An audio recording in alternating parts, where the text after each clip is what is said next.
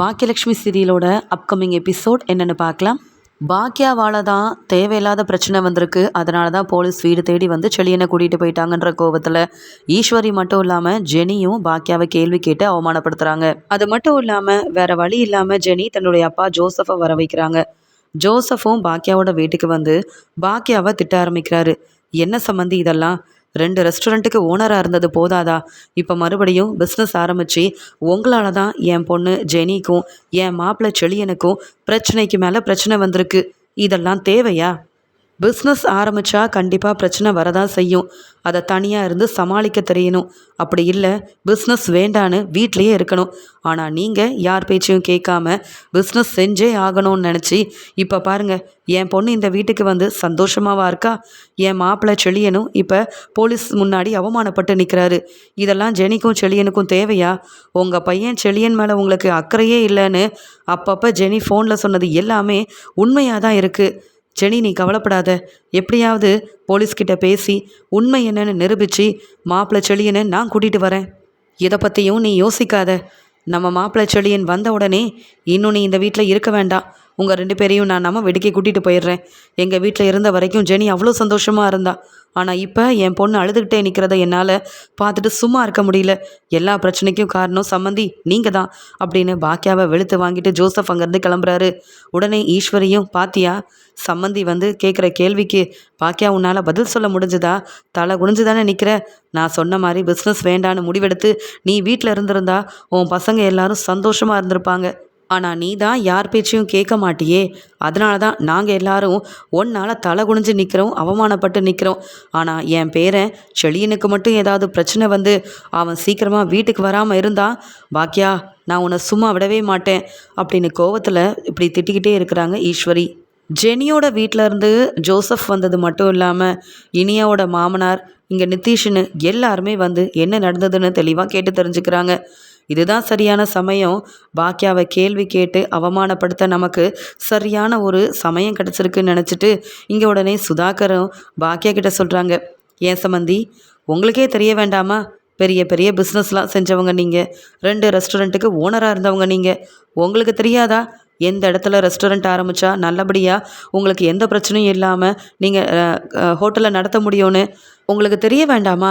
உங்கள் பசங்க 2 பேரும் நல்லா தானே சம்பாதிக்கிறாங்க. அந்த வருமானம் உங்களுக்கு போதாதுன்னு உங்களுக்கு நிறைய வருமானம் பார்க்கணுன்ற ஆசையில் சின்னதாக ஹோட்டல் ஆரம்பித்து இவ்வளோ பிரச்சனையை நீங்கள் பார்த்தது மட்டும் இல்லாமல் தப்பு செய்யாத செழியனும் இப்போ மாட்டிட்டு நிற்கிறானா? அதுக்கு காரணமே நீங்கள் தான் சம்மந்தி அப்படின்னு சிரிச்சுக்கிட்டே சுதாகர் சொல்ல, அதுக்குடனே பாக்கியாவும், எனக்கு நல்லாவே தெரியும் இந்த பிரச்சனைக்கு காரணம் என் பையன் செழியன் இல்லை. தேவையில்லாமல் வந்து என் ஹோட்டலில் சாப்பிட வரேன்னு சொல்லி பிரச்சனை செஞ்சது அந்த கவுன்சிலர் தான். சரியான ஒரு ஆளாக பார்த்து நானும் என் பையனை வெளியில் கொண்டு வருவேன். இந்த பிரச்சனையிலேருந்து எப்படி வெளியில் வரணும்னு எனக்கு தெரியும். ஆதாரத்தெல்லாம் காமிச்சு பிரச்சனைக்கு முற்றுப்புள்ளி வைக்கணும்னு எனக்கு நல்லாவே தெரியும். இதை பற்றி யாரும் பெருசாக பேச வேண்டாம் அப்படின்னு பாக்கியா சொல்லும்போது இங்கே இனியா ரொம்ப அழுகிறாங்க. அம்மா, ஏதாவது உதவி வேணும்னா என்கிட்ட கேளுங்கம்மா. என் மாமனார் நிதிஷ்னு எல்லாரும் உதவி செய்ய தயாராக இருக்காங்க. ஆனால் தப்பு செய்யாத அண்ணனை சீக்கிரமாக வெளியில் கொண்டு வரணும். என்னால் இதெல்லாம் பார்த்துட்டு தாங்கிக்கவே முடியல. ஏற்கனவே உங்களுக்கு ரெஸ்டாரண்ட் இல்லாமல் சின்ன ஹோட்டல் நடத்துகிறீங்கன்றதையே என்னால் பார்த்துட்ருக்க முடியலம்மா. இப்போ அண்ணனுக்கு இப்படி ஒரு பிரச்சனையா? என்னால் தாங்க முடியாமல் தான் இவங்க எல்லாரையும் கூட்டிகிட்டு வந்தேன்னு சொல்லி இனியா ஒரு பக்கம் இங்கே செழியன் தப்பு செய்யலைனாலும் இப்படி ஆயிடுச்சுன்னு நினச்சி அழுதுட்ருக்காங்க. சரியான ஒரு முடிவாக எடுக்கணும். இப்படி சம்மந்திங்க எல்லாரும் பேசுகிறத பார்த்துட்டு நாம் சும்மா இருக்கக்கூடாது. என் மாமியார் ஏற்கனவே நான் என்ன செஞ்சாலும் சரியில்லைன்னு அவமானப்படுத்துவாங்க. இதில் இந்த சுதாகருக்கு சொல்லவா வேணும்? வீடு தேடி வந்து நான் தான் தப்பு பண்ணிட்டேன்னு சொல்ல என் மாமியாருக்கு ரொம்ப கோபம் வரும். வீட்டில் பிரச்சனை அதிகமாகும். கோபி போலீஸ்கிட்ட பேசி ஒரு பிரயோஜனமும் இல்லை. மறுபடியும் திரும்பி வந்துட்டாரு. நான் போய் பேசினா மட்டும் என்ன நடக்க போகுது? யார் மூலமாவது உதவி கேட்டு என் பையன் செழியனை சீக்கிரமாக வெளியில் கொண்டு வரணும். என்னை தப்பாக பேசுகிற எல்லார் முன்னாடியும் நான் தப்பு செய்யவே இல்லை, நான் கண்டிப்பாக பிஸ்னஸை செய்ய தான் போகிறேன்ற ஒரு பாடம் புகட்டியே ஆகணும் அப்படின்னு பாக்கியா நினைக்கிறாங்க. இங்கே செல்வியை பார்க்கறதுக்காக பாக்கியா தனியாக கிளம்பி போகிறாங்க. நடந்த எல்லாத்தையும் சொல்லி மனசு வேதனைப்படுறாங்க. உடனே செல்வியும், அக்கா நாம் நினச்சது ஒன்று நடக்கிறது ஒன்றா இருக்குது. நீ ஏன் இப்போ தான் பிஸ்னஸ் ஆரம்பித்த? கையில் இருந்த பணத்தெல்லாம் வச்சு சின்ன ஹோட்டல் ஆரம்பிச்சிருக்க. அதில் இவ்வளோ பெரிய பிரச்சனையா? எப்படிக்கா இதெல்லாம் சமாளிக்க போகிற? எனக்கே ஒன்றும் புரியல. கொஞ்சம் பயமாக தான் இருக்குது. அந்த கவுன்சிலர் தானக்கா தப்பு பண்ணாரு, அதை போலீஸ்கிட்ட சொன்னால் புரிஞ்சிக்க மாட்டாங்களான்னு கேட்க கோபி போயிட்டு வந்துட்டார். அது மட்டும் இல்லாமல் ஜெனியோட அப்பாவும் இங்கே செழியனுக்காக போய் போலீஸ்கிட்ட பேசினதுக்கு ஒரு பிரயோஜனமும் இல்லாமல் எல்லாரும் திரும்பி வராங்க. ஏன்னா கவுன்சிலர் சாதாரண ஆள் இல்லை, நிறைய பெரிய பெரிய ஆளுங்களெல்லாம் தெரிஞ்சு வச்சுக்கிட்டு தேவையில்லாமல் பிரச்சனை செஞ்சு நாம் அந்த இடத்துல கடை வச்சு நடத்தக்கூடாதுன்னு தான் இவ்வளோ பெரிய பிரச்சனை செஞ்சிட்ருக்காரு. இதுக்கு சரியான பாடம் புகட்டணும்னா நாம் நமக்கு தெரிஞ்ச யாரையாவது வர வைக்கணும். ஆனால் யாரை வர வைக்கிறது, என்ன செய்கிறதுன்னு ஒன்றுமே புரியல அப்படின்னு சொல்ல உடனே செல்வியும், அக்கா நான் சொல்கிறேன்னு தப்பாக நினைக்காத. உனக்கு ஏதாவது பிரச்சனைனா முன்னாடி வந்து நிற்கிறது நம்ம பழனிசாமி அண்ணன் தான். எத்தனையோ முறை உன்னுடைய பழைய ரெஸ்டாரண்ட்டில் பிரச்சனை வந்தப்பெல்லாம் அவர் தானக்கா துணையாக இருந்து உனக்கு உதவி செஞ்சுருக்காரு. இப்போவும் நம்ம பழனிசாமி அண்ணன்கிட்ட நடந்த எல்லாத்தையும் சொல்லி அவரை கூப்பிட்டு இங்கே செழியன் தம்பியை வெளியில் கொண்டு வந்தால் நல்லா இருக்கும்ல. யாராலையும் ஒன்றும் செய்ய முடியலன்னா கண்டிப்பாக பழனிசாமி அண்ணனால் நமக்கு உதவி செய்ய முடியும். ஏன்னா அவரும் ஒரு பெரிய பொறுப்பில் தானே இருக்கார். நிறைய பேர் அவருக்கு தெரியும்.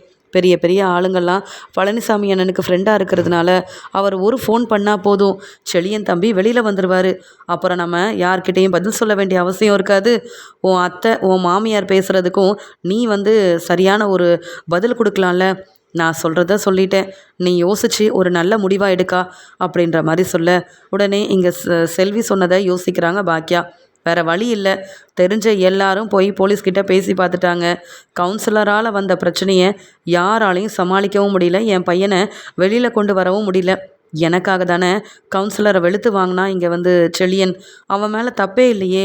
செல்வி சொன்னது தான் சரி, நம்ம பழனிசாமிக்கு ஃபோன் பண்ணி அவரை வர வைக்கணும், வேற வழி இல்லைன்னு பாக்கியா முடிவெடுக்கிறாங்க. அவன் ரொம்ப நாள் கழித்து வெளியூருக்கு போன பழனிசாமிக்கு ஃபோன் பண்ண இதை பார்த்த பழனிசாமி ரொம்ப சந்தோஷப்படுறாரு. பரவாயில்ல, பாக்கியா மேடம் 2 ரெஸ்டாரண்ட்டுக்கு ஓனர் ஆனதுக்கப்புறமாவும் என்னை மறக்காமல் ஃபோன் பண்ணுறாங்களே, என் ஃப்ரெண்டாக இருக்கிற பாக்கியா மேடம் நல்லா இருக்கணும் அப்படின்னு சொல்லிட்டு ஃபோன் எடுத்து பழனிசாமி என்ன ஏதுன்னு கேட்குறாங்க.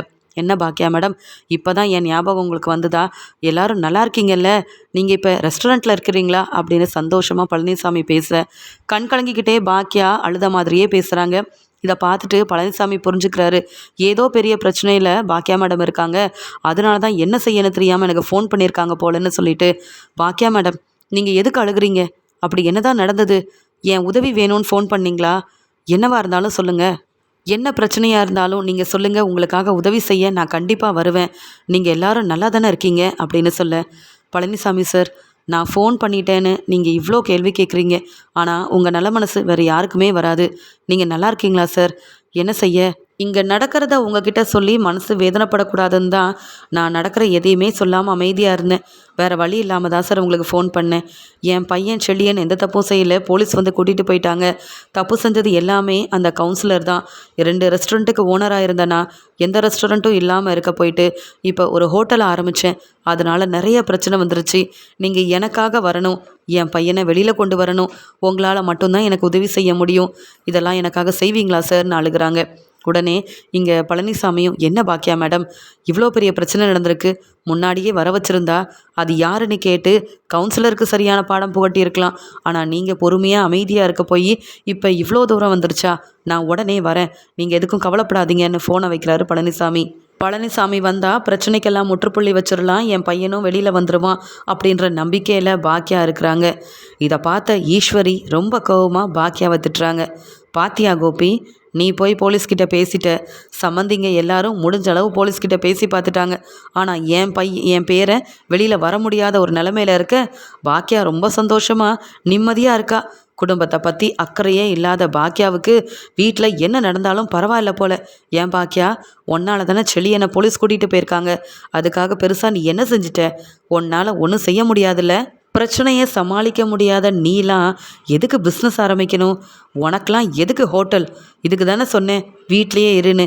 சம்மந்திக்கிட்ட பணத்தை வாங்கின உடனே இருக்கிற கடன் பிரச்சனையை சமாளிச்சுட்டு கையில் இருந்த பணத்தை வச்சு அந்த ஹோட்டலை ஆரம்பித்தேன்.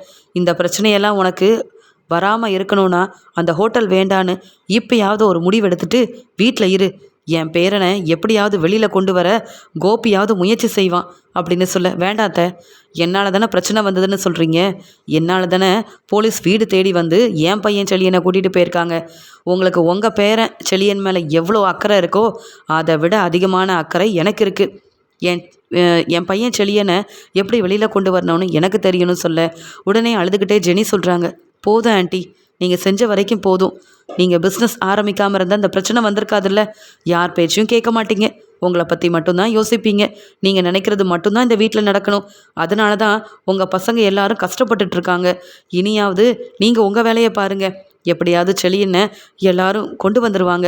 நீங்கள் போய் பேசுகிறேன்னு சொல்லி இன்னும் பிரச்சனையை பெருசாக்கிறாதீங்க அப்படின்னு சொல்கிறாங்க ஜெனி. இங்கே உடனே கோபி, ஏன் பாக்கியா, யார் மூலமாக நீ செழியனை வெளியில் கொண்டு வரலான்னு நினைக்கிற? இல்லை எதுக்கு கேட்குறேன்னா, நான் போய் பேசிட்டேன். ஜெனியோட அப்பா நம்ம சம்மந்தின்னு எல்லாரும் போலீஸ்கிட்ட போய் பேசணும். ஆனால் செழியனை வெளியில் விடவே முடியாது, பிரச்சனை ரொம்பவே பெருசாயிருச்சு அப்படின்னு எங்ககிட்டயே சரியாக பதில் சொல்லாமல் அனுப்பிட்டாங்க. நீ இப்போ என்ன செய்கிறதா இருக்க? நீ எது செஞ்சாலும் அந்த பிரச்சனை நம்ம செழியனுக்கு தான் வரும். அதனால் நீ பொறுமையாக இருக்கிறியா அப்படின்னு சொல்கிறாங்க. அதுக்குடனே பாக்கியா, உங்கள் எல்லாராலையும் முடியாதது ஒரு ஆளால் கண்டிப்பாக முடியும். நாளைக்கே என் பையன் வீட்டுக்கு வருவான். அது எப்படி நடக்கணும் பொறுமையாக இருந்து பாருங்கன்னு சொல்லிட்டு அமைதியாக தன்னுடைய ரூமுக்கு போயிடுறாங்க பாக்கியா. அடுத்த நாள் பாக்கியா எதிர்பார்த்த மாதிரியே பழனிசாமி வந்துடுறாரு. வந்த பழனிசாமி வீடு தேடி வராரு. உடனே பாக்கியாவும் பழனிசாமியை பார்த்துட்டு கண்கலங்கிக்கிட்டே பேச ஆரம்பிக்கிறாங்க. நல்ல வேலை பழனிசாமி சார், நீங்கள் வந்தீங்க. வருவீங்களோ வரமாட்டீங்களோ நினச்சேன்னு சொல்ல. அது எப்படி பாக்கியா மேடம், நீங்கள் ஒரு கஷ்டத்தில் இருக்கீங்க, உதவி செய்ய எனக்கு ஃபோன் வேறு பண்ணியிருக்கிறீங்க. நான் வராமல் இருப்பேனா? எவ்வளோ பெரிய பிரச்சனையாக இருந்தாலும் எல்லாத்தையும் நான் உங்களுக்காக சமாளிப்பேன். ஆமாம், செழியன் என்ன செஞ்சாருன்றதை கொஞ்சம் தெளிவாக சொல்லுங்கள். அங்கே என்ன தான் நடந்தது அப்படின்னு கேட்டு தெரிஞ்சுக்கிறாங்க. சரி பாக்கியா மேடம், நீங்கள் என் கூட வாங்க, என்ன ஏதுன்னு பேசுவோம். அது யாராக இருந்தாலும் பரவாயில்ல, எவ்வளோ பெரிய ஆளாக இருந்தாலும் பரவாயில்ல. பொய் சொன்னவங்க யார், உண்மை என்னன்னு நிரூபித்து செழியனை நான் வெளியில் கொண்டு வரேன் அப்படின்னு சொல்லிட்டு பாக்கியா பழனிசாமியை கூட்டிகிட்டு அங்கே போலீஸை பார்க்க கிளம்பி போகிறாங்க. இதை பார்த்துட்டு அப்புறம்தான் கோபிக்கு புரியுது, பழனிசாமி வர நம்பிக்கையில் தான் பாக்கியா நேற்று அவ்வளோ திமிராக பேசினால என்ன. எங்களால் முடியாததை இந்த பழனிசாமி செய்ய முடியுமா? என் பையனை பேசி என்னாலேயே வெளியில் கொண்டு வர முடியல, என்ன செய்யன்னு யோசிக்கிறேன். இதில் பாக்கியா பழனிசாமியை வேற வர வச்சிருக்கா. இதனால் பாக்கியா இன்னும் அவமானப்பட்டு தான் நிற்க போகிறா. வெளியூர்லேருந்து வந்த பழனிசாமியால் மட்டும் பெருசாக என்ன செஞ்சிட முடியும்? பாக்கியா எங்கள் மேலே வைக்கிற நம்பிக்கையை விட மற்றவங்க மேலே தான் அதிகமாக நம்பிக்கை வைக்கிறான்னு கோபிக்கும் கோபம் வருது. இந்த ஈஸ்வரியும் நினைக்கிறாங்க, பெருசாக பழனிசாமியை கூட்டிகிட்டு பாக்கியா கிளம்பி போகிறா, மறுபடியும் எதுவும் நடக்கலைன்னு வந்து நிற்க போகிறா, அப்போ நான் பேசிக்கிறேன் அப்படின்னு பாக்கியா மேலே வீட்டில் உள்ள எல்லாரும் ரொம்ப கோபமாக இருக்க நம்பிக்கையோட பாக்கியா கிளம்பி போகிறாங்க. போலீஸை பார்க்க போகிறாங்க பாக்கியலக்ஷ்மி. அந்த சமயம் போலீஸ் பாக்கியாவை பார்த்த உடனே, உங்கள் பையனை வெளியில் எடுக்கிற விஷயமா நீங்கள் பேச வந்திருந்தா இப்போவே கிளம்பலாம். நீங்கள் அந்த ரெஸ்டாரண்ட்டை நடத்தி அதன் மூலமாக உங்கள் பையன் பெரிய பிரச்சனை செஞ்சு அந்த கவுன்சிலர் ஹாஸ்பிட்டலில் இருக்கிறதுனால பிரச்சனை ரொம்ப பெருசாயிருச்சு. கவுன்சிலருக்கு சப்போர்ட் பண்ண பெரிய பெரிய ஆளுங்கள்லாம் ஃபோன் பண்ணுறாங்க. அதனால் உங்கள் பையனை வெளியில் விடவே முடியாது. நீங்கள் என்ன சொன்னாலும் அதை கேட்க நாங்கள் தயாராகவும் இல்லை அப்படின்னு பாக்கியா கிட்ட போலீஸ் பேசிகிட்ருக்க அங்கே வந்த பழனிசாமி சிரிச்சுக்கிட்டே, என்னங்க சார் நீங்கள், பாக்கியா மேடம் இன்னும் எதுவும் பேசலை, அதுக்கு முன்னாடி நீங்களே நடந்தது நடக்காததுன்னு எல்லாத்தையும் சொல்லிகிட்டு இருக்கீங்க. கவுன்சிலர் சொன்ன எல்லாத்தையும் சொன்னீங்களே, அங்கே நடந்தது என்னன்னு தெளிவாக உங்களுக்கு தெரியுமா? இல்லை ஆதாரத்தை காமிச்சாவாது என்ன ஏதுன்னு புரிஞ்சுப்பீங்களா அப்படின்னு கேட்க, என்ன பெரிய ஆதாரத்தை கொண்டு வந்திருக்க போகிறீங்க? அந்த கவுன்சிலர் யார் தெரியுமா? எவ்வளோ பெரிய ஆளுன்னு உங்களுக்கு தெரியுமா? நீங்கள் வந்தவங்க எல்லாரும் என்னென்னமோ பேசுகிறீங்க. உங்கள் பையனுக்காக நீங்கள் சப்போர்ட் பண்ணலாம், ஆனால் கவுன்சிலர் கண்டிப்பாக தப்பு பண்ணியிருக்க மாட்டார். உங்கள் பையன் யார் என்ன ஏதுன்னே தெரியாமல் கவுன்சிலர் இப்படியா வெளுத்து வாங்குறது? அதனால தான் உங்கள் பையன் இப்போ உள்ளே இருக்கான். நீங்கள் என்ன சொன்னாலும் நாங்கள் கேட்க போகிறதில்லன்னு பாக்கியாவையும் பழனிசாமி கிட்டேயும் இப்படி பேசிகிட்டு இருக்காங்க அங்கே இருந்த போலீஸும். உடனே பழனிசாமி சிரிச்சுக்கிட்டே, பாக்கியா மேடம், நம்ம கொண்டு வந்த ஆதாரத்தை முதல்ல காமிங்க, அதுக்கப்புறமாவும் செழியனை இவங்க விடமாட்டேன்னு சொன்னால் நான் என்ன செய்யணும்னு எனக்கு நல்லா தெரியும். அந்த கவுன்சிலருக்கு மட்டும் இல்லை, எனக்கும் நிறைய பெரிய ஆளுங்களெல்லாம் தெரியும். நான் எவ்வளோ பெரிய பிஸ்னஸ் செய்கிறேன், எனக்கு யாரெல்லாம் ஃப்ரெண்டாக இருக்காங்கன்னு இவருக்கு தெரியாதுல்ல. அதெல்லாம் நம்ம அப்புறமா தெரிய வச்சுக்கலாம். இப்போ நீங்கள் ஆதாரத்தை காமிங்க அப்படின்னு சொல்ல, இங்கே பாக்கியலக்ஷ்மி அந்த கவுன்சிலர் ரெஸ்டாரண்ட்டில் வந்து என்னெல்லாம் பிரச்சனை செஞ்சார், எப்பப்போ ஆளுங்களை கூட்டிகிட்டு வந்து தேவையில்லாத பிரச்சனை செஞ்சார், அங்கே யார் முதல்ல பிரச்சனையை ஆரம்பிச்சதுன்னு எல்லா ஆதாரத்தையும் ஒரு வீடியோ ஆதாரமாக கொண்டு வந்தது மட்டும் இல்லாமல் போலீஸ்கிட்ட ரொம்பவே தெளிவாக காமிக்க, அந்த ஆதாரத்தை பார்த்து போலீஸ்க்கு அப்போ தெரிய வருது, கவுன்சிலர் பக்கம் உண்மை இல்லை. கவுன்சிலர் ஏதோ இவங்க ஹோட்டல் வச்சு நடத்தக்கூடாதுன்றதுக்காகவே பொய் சொல்லி ஏமாற்றி ஹாஸ்பிட்டலில் இருக்காரு. ஆனால் ஹோட்டலோட ஓனர் பாக்கியலட்சுமியை கவுன்சிலரும் அவரோட ஆளுங்களும் தேவையில்லாமல் பேசியிருக்காங்க. அந்த கோவத்தில் தான் இப்படி செழியனும் தான் அம்மா மேலே உள்ள பாசத்தில் வெளுத்து வாங்கியிருக்காரு. ரொம்ப தெளிவான ஆதாரம் இவங்ககிட்ட இருக்குது. இப்போ என்னென்னு சமாளிக்க கவுன்சிலரையும் அவங்களோட ஆளுங்களையும் வர வைக்கணும். இவங்க முன்னாடி நாம் பதில் பேசி மாட்டிக்கக்கூடாது. இந்த பிரச்சனையை சமாளிக்கிறதுக்கு அவரே வரட்டும். அவர் மூலமாக தானே பிரச்சனை ஆரம்பிச்சிருக்கு அப்படின்னு சொல்லிட்டு இங்கே போலீஸும் யார்கிட்டையும் பதில் பேசாமல் தனியாக போய் நின்று கவுன்சிலருக்கு ஃபோன் பண்ணி ஆதாரம் இருக்கிறத பற்றியும் இங்கே பாக்கியலட்சுமி பழனிசாமியை கூப்பிட்டு வந்திருக்கிற விஷயத்தையும் கவுன்சிலர்கிட்ட சொல்ல உடனே அங்கே இருந்த கவுன்சிலரும் என்ன ஆனாலும் பரவாயில்ல, எனக்கு என்ன அவமானப்படுத்தின அந்த செழியன் வெளியில் போகக்கூடாது, நான் வந்து பேசிக்கிறேன், எவ்வளோ பெரிய ஆளாக இருந்தாலும் என்னால் சமாளிக்க முடியும் அப்படின்னு சொல்லி கவுன்சிலர் அங்கே போலீஸை பார்க்க கிளம்பி வர இங்கே பாக்கியாவும் கவுன்சிலரை கேள்வி கேட்குறாங்க. ஏன் சார், நீங்கள் தானே வந்து பிரச்சனை செஞ்சீங்க, நீங்கள் தேவையில்லாத பிரச்சனை செய்ய போய் தானே என் பையனும் இப்படி செஞ்சிட்டான். ஆனால் தப்பு செய்யாத என் பையனை நீங்கள் போலீஸில் மாட்டி விட்டுட்டு ஒன்றும் தெரியாத மாதிரி ஹாஸ்பிட்டலில் இருக்கீங்க. என் பையனை வெளியில் விட சொல்லுங்கள், தப்பு உங்கள் பக்கம்தான் இருக்குது, ஆதாரம் தெளிவாக எங்ககிட்ட இருக்குது அப்படின்னு பாக்கியா கேள்வி கேட்க அதுக்கு கவுன்சிலரும் பாருங்க, ஹாஸ்பிட்டல் செலவு எவ்வளோ ஆயிருக்குன்னு உங்களுக்கு தெரியும், என்னால் நடக்க முடியல, எந்திரிச்சு வர முடியல, இப்படி ஒரு நிலைமை எனக்கு வந்திருக்குன்னா அதுக்கு காரணம் நீங்களும் உங்கள் பையனும் தானே, அதுக்கு முதல்ல பதில் சொல்லுங்கள், அப்புறம் நீங்கள் கேட்குற கேள்விக்கு நான் பதில் பேசுகிறேன். என்ன பெரிய ஆதாரம் இது, உங்கள் பையன் என்னை வெளுத்து வாங்கியிருக்கான், நான் ஹாஸ்பிட்டலில் 2-3 நாள் இருந்திருக்கேன், இதை விடையா பெரிய ஆதாரம் வேணும் அப்படின்னு பேசிகிட்டு இருக்க பழனிசாமியை பார்த்த உடனே கவுன்சிலர் யோசிக்கிறாரு. இவர் ஒரு பெரிய ஆளாச்சே, இவர் எதுக்கு இங்கே, அதுவும் இந்த பாக்கியா மேடம் கூட வந்திருக்காங்க, இவர் வந்தாலே நமக்கு பிரச்சனை தான், பழனிசாமியை எதுக்கு கூப்பிட்டு வந்திருக்காங்க அப்படின்னு திருன்னு கவுன்சிலர் முழிக்கும் போதே பழனிசாமி பேச ஆரம்பிக்கிறாரு. என்னங்க, நல்லா இருக்கீங்களா, என்ன ஞாபகம் இருக்கா, நீங்கள் கவுன்சிலராக எப்படி ஆனீங்கன்னு கொஞ்சம் யோசிச்சு பாருங்க, என்னை மறந்துருக்கவே மாட்டீங்கன்னு தெரியும். கவுன்சிலர் ஆகிறதுக்கு முன்னாடி நீங்கள் என்ன செஞ்சிட்டு இருந்தீங்க, என்னால் நீங்கள் எவ்வளோ பெரிய ஆள் ஆனீங்கன்றதெல்லாம் மறந்துட்டீங்களான்னு கேட்க இங்கே உடனே பழனிசாமியை பார்த்து கவுன்சிலரும் சந்தோஷமாக பேசுகிறாரு. சார், உங்களை மறக்க முடியுமா, நீங்கள் வருவீங்கன்னு நான் எதிர்பார்க்கவே இல்லை. என்ன சார், நீங்கள் சொன்னால் நான் எது வேணாலும் செய்வேனே. ஆமாம், நீங்கள் வெளியூருக்கு போனதாக கேள்விப்பட்டேன், இப்போ என்ன சார் இங்கே வந்திருக்கீங்க, அதுவும் இந்த பாக்கியா கூட அப்படின்னு கேட்க பாக்கியா மேடம் வேறு யாரும் இல்லை, என் ஃப்ரெண்டு தான், ஒரு பிரச்சனை அதுவும் உங்களாலன்னு கேள்விப்பட்டேன், உங்களுக்கும் பிரச்சனை இல்லாமல் பாக்கியா மேடம்க்கு உதவி செய்கிறதுக்காக தான் நான் வந்திருக்கேன், வேறு ஒன்றும் இல்லை. அந்த பையன் செழியன் பெரிய தப்பே பண்ணியிருந்தாலும் அவனை விட்டுருங்க, ஆனால் அவன் தப்பு செய்யலைன்னு தெரியும், தப்பு செய்யாதவனை எதுக்காக நீங்கள் போலீஸில் மாட்டி விடணும், இதனால் உங்களுக்கு எந்த ஒரு பயனும் இல்லைன்னு நல்லாவே தெரியும். இவங்க சின்ன ஒரு ஹோட்டல் ஆரம்பிச்சிருக்காங்க, என் ஃப்ரெண்டுக்கு ஒரு பிரச்சனைனா நான் எப்போ வேணாலும் வந்து நிற்பேன், உங்களுக்கு சப்போர்ட் பண்ண பெரிய ஆளுங்க இருந்தால் அதை விட பெரிய ஆளுங்களெல்லாம் எனக்கு தெரியும்னு உங்களுக்கு தெரியாதா அப்படின்னு பழனிசாமி சிரிச்சுக்கிட்டே சொல்ல பாக்கியா மேடம்க்கு பின்னாடி உதவி செய்ய யாரும் இல்லைன்ற தைரியத்தில் என்ன வேணாலும் செய்யலாம்னு நினச்சேன். ஆனால் பழனிசாமி முன்னாடி நின்று நாம் ஒன்றும் செய்ய முடியாது, பேசாமல் பிரச்சனையும் வேண்டாம் ஒன்றும் வேண்டான்னு போலீஸ்கிட்ட சொல்லி இந்த செழியனை வெளியில் விட வைக்க வேண்டிதான். ஆனால் நான் நினச்ச மாதிரி எதுவுமே நடக்கலை. பாக்கியாவை ரொம்ப சாதாரண ஆளுன்னு நினச்சேன், அவங்க குடும்பத்தில் பெருசாக யாரும் பெரிய ஆளுங்களாம் இல்லைன்னு தெரிஞ்சுக்கிட்டு தானே பிரச்சனையவே ஆரம்பித்தேன். ஆனால் இப்போ பழனிசாமி வந்ததுக்கு அப்புறமா தானே தெரியுது பாக்கியா பக்கம் பிரச்சனைக்குன்னு போனால் பழனிசாமி வருவாருன்னு. எவ்வளோ பெரிய ஆள் இவர், வெளியூரில் பிஸ்னஸ்ஸு இங்கே பிஸ்னஸ்ஸுன்னு இவருக்கு தெரியாத ஆளுங்களே இல்லை. நான் பிரச்சனை செஞ்சதுனால கொஞ்சம் பொறுமையாக பேசிகிட்டு இருக்காரு. என் இடத்துல வேறு யாராவது இருந்திருந்தா பழனிசாமி என்ன வேணாலும் செய்வார். அதுவும் பாக்கியா வேறு ஃப்ரெண்டாக இருக்கிறபோது கண்டிப்பாக பழனிசாமியால் எனக்கு பிரச்சனை வந்தா எனக்கு இந்த பொறுப்பும் இருக்காது. அப்புறம் அவ்வளவுதான், நானும் சாதாரண ஆளாக தான் இருக்கணும். எனக்கு இந்த பொறுப்பையும் என்னுடைய வேலையவும் தக்க வச்சுக்கிறதுக்காகவே நான் கொஞ்சம் பொறுமையாக தான் இருக்கணும், வேறு வழியே இல்லை அப்படின்னு யோசித்த இங்கே கவுன்சிலரும் வேறு வழி இல்லாமல் இங்கே செழியன் மேலே கொடுத்த கம்ப்ளைண்ட்டை வாபஸ் வாங்குறாரு. பாக்கியா கிட்ட மன்னிப்பும் கேட்குறாரு. என்னை மன்னிச்சிடுங்க, இனி உங்கள் கடை பக்கமே வரமாட்டேன், தேவையில்லாமல் பிரச்சனை செஞ்சது நான் தான். என்ன, உங்கள் பையன் கொஞ்சம் கோவப்பட்டார், அதனால் உங்கள் எல்லாரையும் அவமானப்படுத்தணும், அந்த இடத்துல நீங்கள் கடை வச்சு நடத்தக்கூடாதுன்றதுக்காக தான் நான் ஹாஸ்பிட்டலில் 2-3 நாள் இருந்தேன், உங்கள் பையன் மேலேயும் கம்ப்ளைண்ட் கொடுத்தேன். ஆனால் நான் செஞ்சது பெரிய தப்புன்னு பழனிசாமி அண்ணன் வந்து சொன்னதில் நல்லாவே புரிஞ்சுக்கிட்டேன்.